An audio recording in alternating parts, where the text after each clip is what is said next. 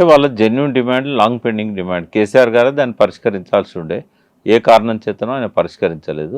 అయితే ఇప్పుడు ఏమైందంటే, అంటే కేసీఆర్ మీద ఎందుకు ప్రెజర్ బాగా వచ్చిందంటే, జగన్ ముఖ్యమంత్రి ఉన్నప్పుడు ఆంధ్రలో దీన్ని ఇంప్లిమెంట్ చేశాడు కోవిడ్ కంటే ముందే.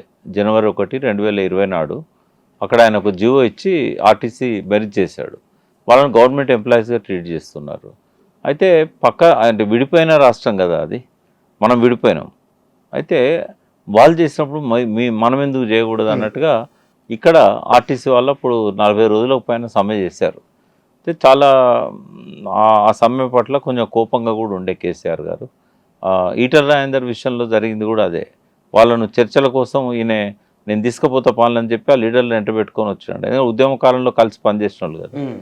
దాంతోనే ఆయన మీద ఆ కోపంతో కూడా కేసీఆర్ గారు కొంత ఆయన పట్ల అనుచితంగా వ్యవహరించారు, అలా అనుమానం ఏం లేదు చెప్పడానికి.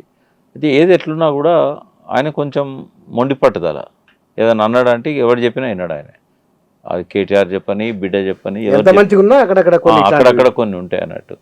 అంటే ఒకవేళ కనుక కేసీఆర్ గారి జీవిత చరిత్ర రాయాలని అనుకుంటే నేను నిర్ద్వందంగా రాస్తాను. ఆర్టీసీ కార్మికుల పట్ల, మున్సిపల్ కార్మికుల పట్ల ఆయన అనుసరించిన వైఖరి అది చాలా అడమెంట్ వైఖరి అని చెప్పారు. చాలా మంది హర్ట్ చేసినారు, చాలా బాధపడ్డారు. చాలా అదే కింది స్థాయి ఉద్యోగులు కదా, వాళ్ళ పట్ల పిచ్చుక మీద బ్రహ్మాస్త్రాలు వేయకూడదు కదా.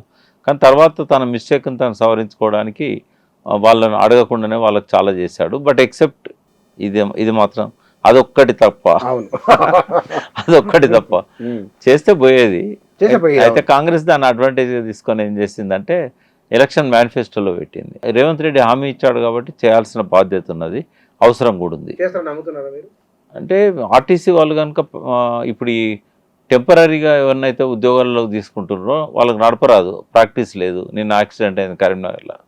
అంటే వీళ్ళు ఖచ్చితంగా వాళ్ళని నిలవరించాలి. అప్పుడు కూడా కేసీఆర్ అందరినీ తీసుకొచ్చి పెట్టేసిండు బస్సుల మీద. వాళ్ళు ఆపగలిగింది చాలా వరకు.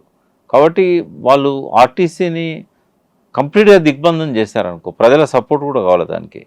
అట్లా కనుక అయితే ఆ డిమాండ్ సక్సెస్ అవుతుంది. లేకపోతే రేవంత్ రెడ్డి కూడా మాట ఇచ్చి మోసం చేసిన దానిలో ఇది కూడా ఒక జాబితాలో ఒకటి అవుతుంది.